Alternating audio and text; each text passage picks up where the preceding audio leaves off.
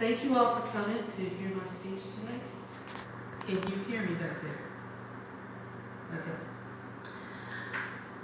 Tonight, I want you to imagine with me pain. I want you to imagine pain from head to toe. Pain so intense that it makes you want to scream. So overwhelming you feel like crawling in a hole, pulling the hole in after you.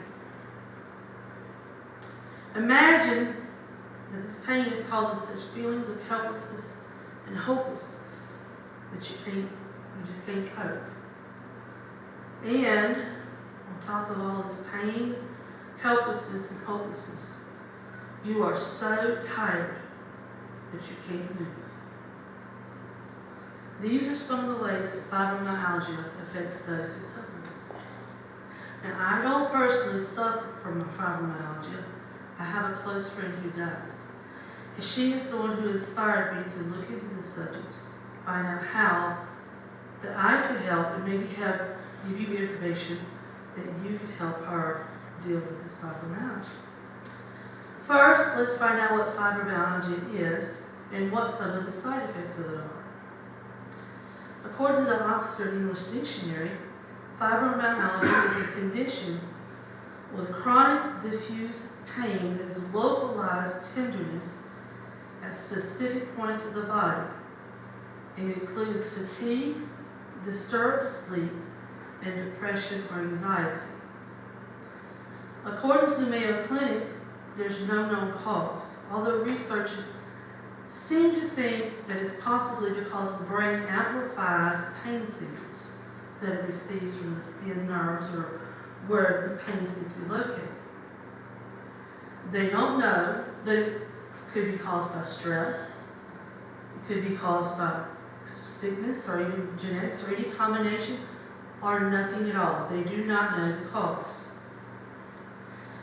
The sleep problems that it can cause include sleep apnea and restless leg syndrome. It also causes depression, anxiety, tension headaches, and TMJ problems. It also causes a condition called fibro fog. Now, according to the National Fibromyalgia and Chronic Pain Association, fibro fog and extreme fatigue are probably the worst symptoms of all for many people who suffer from fibromyalgia. The pain itself is not as bad as the fatigue and the fog. Rebecca Buckley, my closest friend and pastor's wife who I love dearly, is the lady that I'm speaking of that's inspired me to give this speech. She told me that the fibro fog makes it where she cannot even hold a conversation. She cannot focus. If she goes in her craft room to do hobbies or whatever, she forgets what she's there for, or if she starts doing it, because she is so muddled feeling in her mind, she cannot finish what she starts. That's brain fog or fibro fog. More women than men suffer from this disorder. There is no standard treatment for it because no two people suffer from it the same. Doctors can prescribe medications, but they don't always work. The pain medications that they prescribe, they will not prescribe narcotics because they increase the fibro fog. They may also prescribe antidepressants and anti-seizure medicines. However, no matter what they give you, there is no cure. We may want it to be gone, we may want to wave a wand over it and say, go away, but it won't. The ways that we can help, though, are by educating ourselves, knowing what the disease is and what it does to us. That way, we know what to expect when they're having a flare-up. We can also listen, keep the lines of communication open. When they're saying they're hurting, they're not just saying they're hurting for sympathy.